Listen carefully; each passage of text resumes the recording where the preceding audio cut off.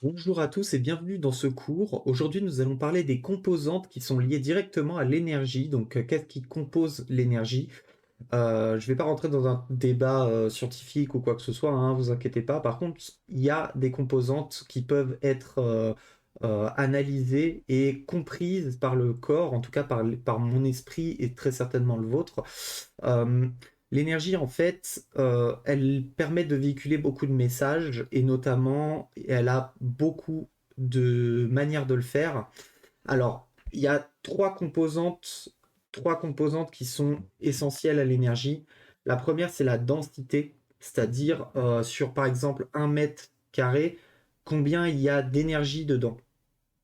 En fait, est-ce qu'il y en a un petit peu, est-ce qu'il y en a moyen, est-ce qu'il y en a beaucoup?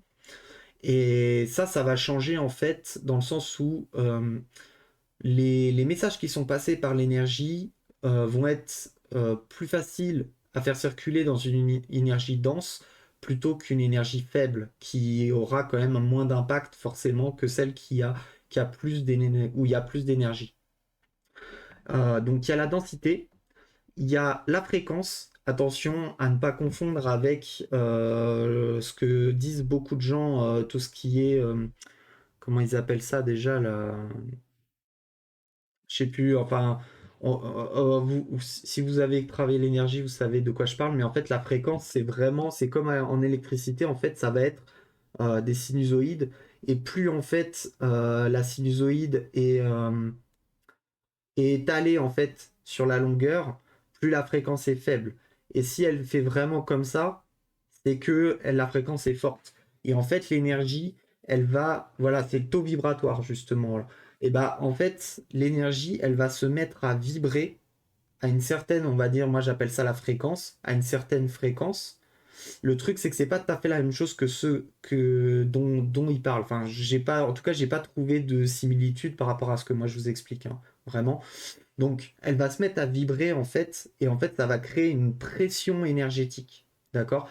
Plus la fréquence est haute, plus il y a de pression. Et voilà, en gros, plus, plus vous allez mettre de pression, et plus les gens autour de vous vont nettement le sentir, voire je pense à un certain niveau de puissance, ça pourrait carrément leur faire, leur faire du mal, voire les faire tomber enfin pas de fatigue, mais vous allez agresser les gens malheureusement contre votre volonté ou avec volonté, ce qui serait vraiment triste.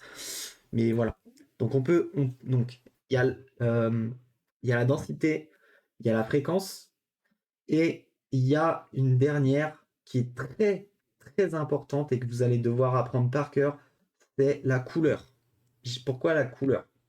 Alors, il y en a qui diront, ouais, c'est l'aura, il y a des couleurs. Non, pas du tout. La couleur, c'est juste parce que ça me permet d'être plus simple, de comprendre plus simplement, en fait, le principe que je vais vous expliquer.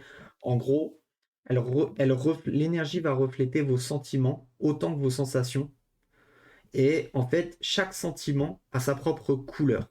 On va dire, imaginons que la colère c'est rouge, mais en fait, enfin, c'est quelque chose qu'il faut vivre pour le déterminer. D'accord? Vous l'avez déjà vécu, c'est sûr, 100% sûr, mais vous n'avez pas fait attention. Vous n'aviez pas l'œil, votre esprit n'était pas focalisé sur cette fameuse couleur.